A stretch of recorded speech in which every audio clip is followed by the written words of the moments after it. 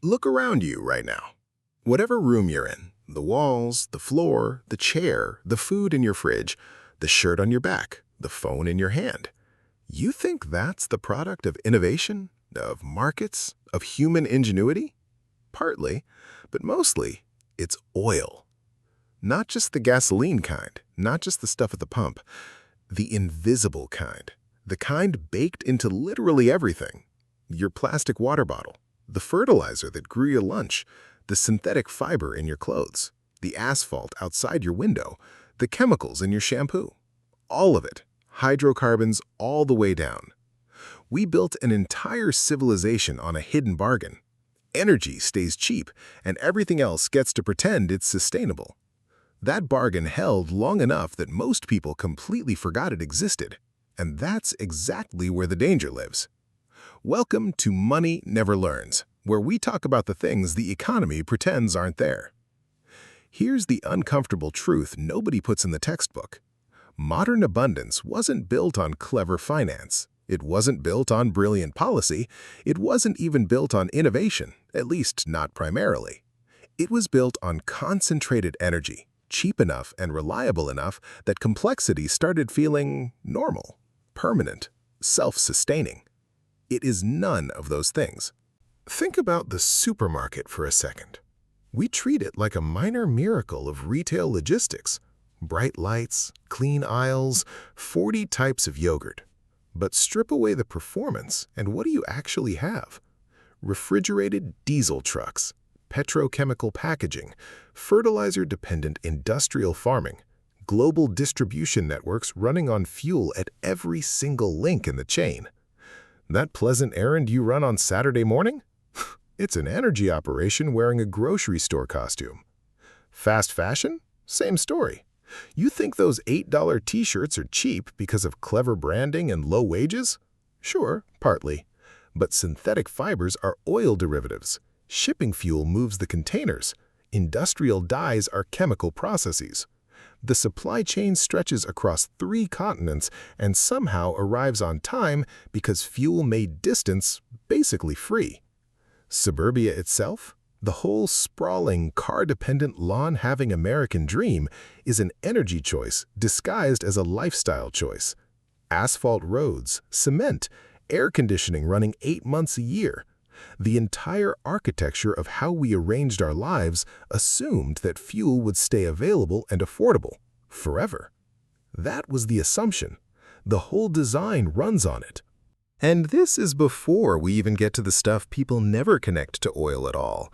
Detergents, cosmetics, pharmaceuticals, synthetic rubber, industrial lubricants, paints and solvents, pesticides, plastic piping inside your walls, the insulation around your wires, medical equipment. An almost comical portion of modern material life has hydrocarbons hiding somewhere in the production chain. Oil doesn't just power the system, it helps construct the system. Now, here's where we need to go back, because this didn't happen overnight. For most of human history, the physical limits of energy were obvious. You could feel them. Human labor ran out. Animals got tired. Wood had to be hauled. Wind didn't blow where you needed it. Rivers didn't run where you wanted them. Every economic system throughout history was in constant negotiation with muscle, weather, and geography. You couldn't just ignore those constraints. They pushed back. Growth had a ceiling. A city could expand, but only until food supply, fuel, transport, and waste management started strangling it. Production could increase, but not infinitely. Trade existed at surprisingly large scales, sure, but moving heavy goods was slow and expensive. Physical reality always had the last word. Coal cracked that ceiling first. Steam engines, railways, industrial furnaces, factories that didn't depend on river placement. Coal let societies do more work without the old constraints biting back quite so hard. But coal had its problems. Bulky, dirty, not exactly portable. You couldn't power a plane on it, or a truck, or a tractor. That's where oil changed everything. Oil was energy dense. You could move it. It fit engines of every size: ships, planes, trucks, tanks, combines, motorcycles.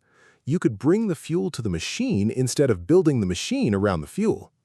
That flexibility, that portability, mattered more than almost any political or financial innovation of the entire 20th century. And history eventually noticed. By the early 1900s, oil was no longer just another resource on the commodity ledger. The internal combustion engine gave it reach, the automobile gave it scale, and then war gave it existential importance. World War I made it clear that mechanized armies run on fuel.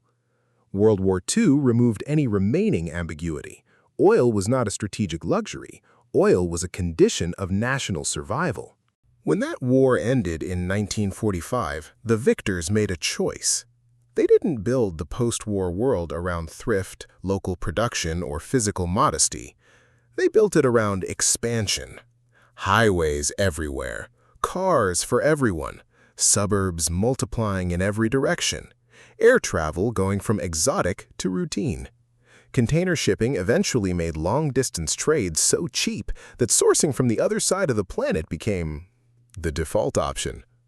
Industrial farming scaled up, petrochemicals spread into plastics and packaging and synthetic materials. Cheap energy turned distance into a rounding error. And once distance became a rounding error, the financial system started making very optimistic promises. This is the part people miss. Cheap energy didn't just help factories and households. It made the entire architecture of modern finance look smarter than it actually was. When transport is cheap, companies can stretch supply chains across oceans and still protect their margins. When energy is stable, consumer prices stay manageable. When distribution is efficient, central banks can look competent. Corporations can borrow more comfortably. Governments can promise steady growth without it immediately falling apart. Asset markets can price the future as if friction, physical, logistical, geographic friction, had simply been engineered out of existence. Cheap energy was one of the greatest hidden subsidies in financial history. It made globalization cheaper, it made debt safer, it made policy mistakes survivable. A lot of what we called brilliant economic design was partly just a gift from energy abundance pretending to be genius. And that abundance created an illusion, the illusion of efficiency. We were told the modern global economy had become lean, smart, optimized. Inventory could be minimized because deliveries arrived on time. Production could be offshored because shipping was so cheap. Goods could be manufactured wherever labor was cheapest, components sourced wherever specialization was strongest, everything calibrated to arrive exactly when needed. Just-in-time logistics became a symbol of managerial sophistication. Just-in-time. Love that phrase. Because here's what just-in-time actually means.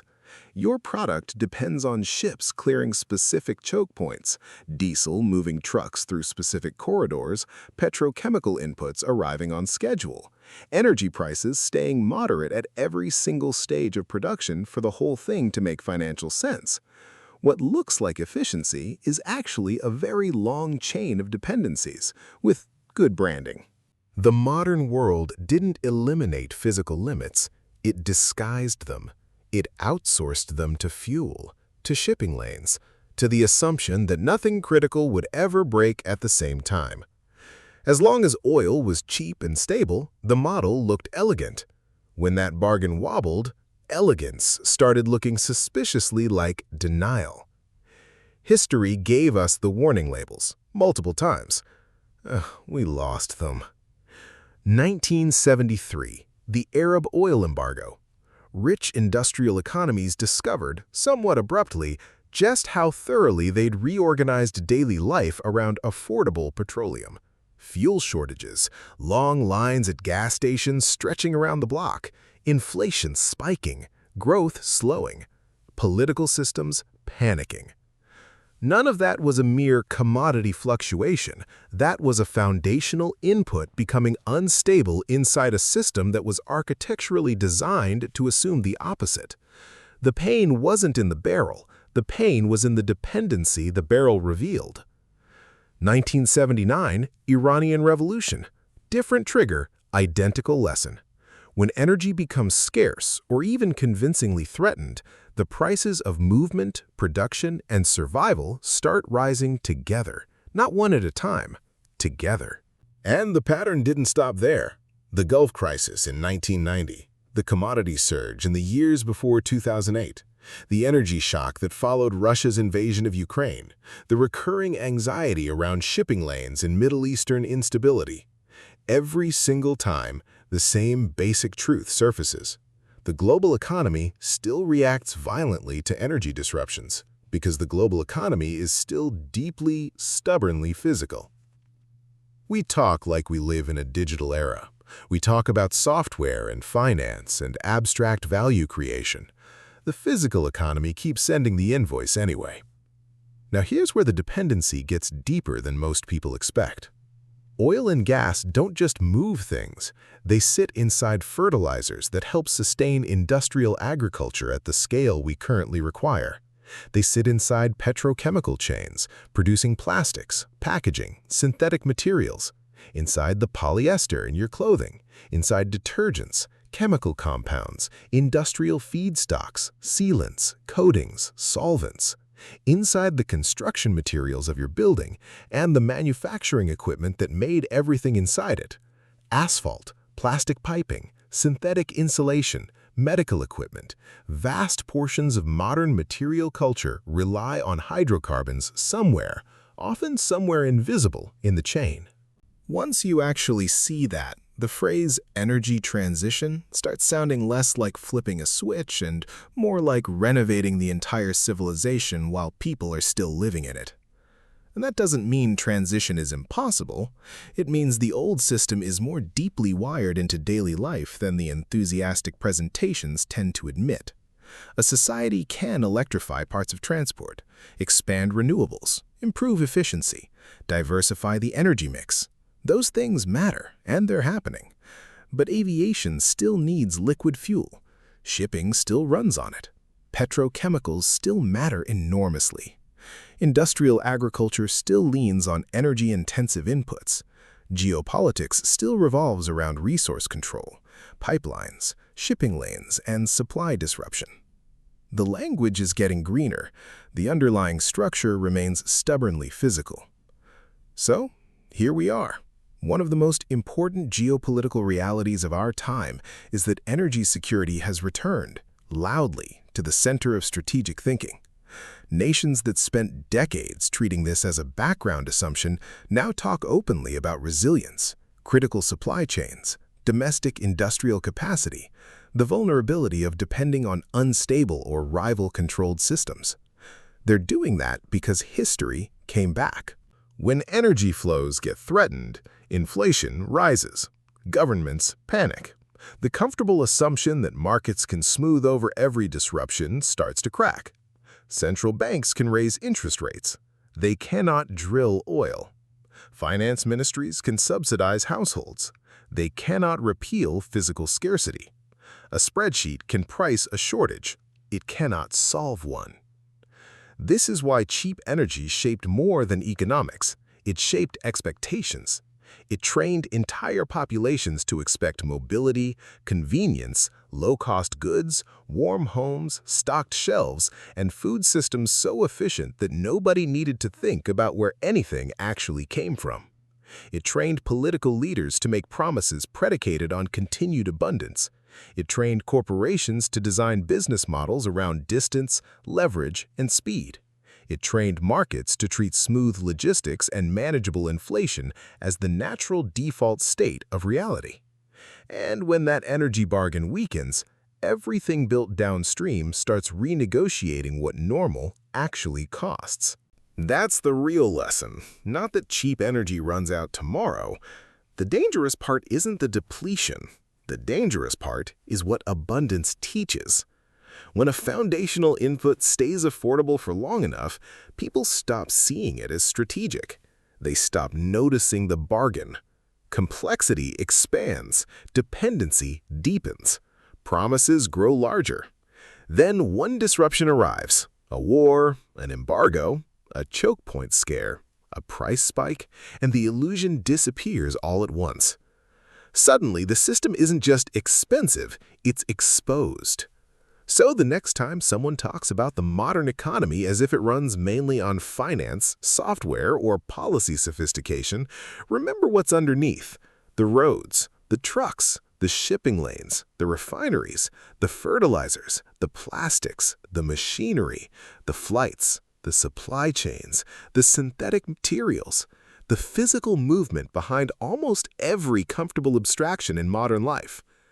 The civilization built on cheap energy didn't just create wealth, it created an entire world of expectations: speed, scale, convenience, abundance, growth, all resting on a foundation so powerful it became invisible. Until it doesn't. And when that hidden bargain starts to crack, the world doesn't simply get more expensive, it gets more honest. Most people will hear that and go right back to assuming the shelves will always be full. History suggests otherwise, but hey, you're smarter than that. If you'd rather see it coming before it arrives, Money Never Learns has more of this. The subscribe button's right there. Or don't, the bargain doesn't care either way.